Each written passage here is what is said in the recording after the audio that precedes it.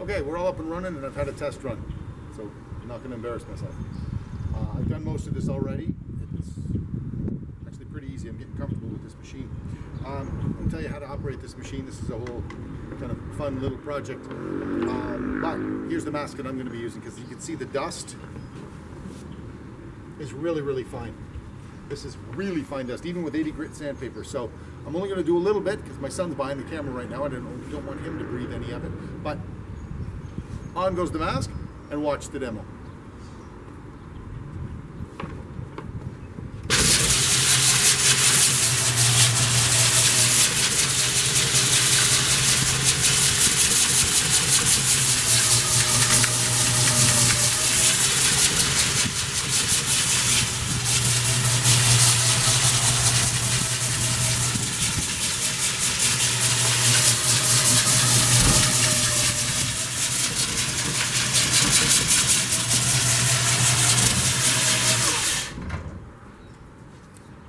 Simple as that, just long time.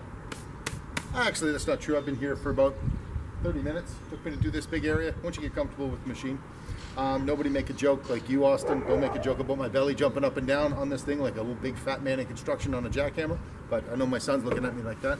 Anyway, this machine is pretty cool. I like it, and what I like most about it is it's going in a circle and I'm moving it around. So it's basically a random orbital sander, much like that pneumatic palm sander we use on the downdraft table. It's just like that. And the reason we don't want to have just a straight up belt sander, which would be really aggressive, you guys have all seen that, but the belt sander just makes scratches in one direction. It's tough to be random in that, which is why when you use a belt sander, you've got to go with the grain to hide those scratches and grooves. And if you want to take material off, you go across the grain with a belt sander, but that's for another time. This is just a random orbital upright sander. It's a big beast here. Anyway, it's doing the job really well, and when we come to the stage where we're going to be doing some staining, we'll walk through that, and I'll have another video for that later on. Anyway,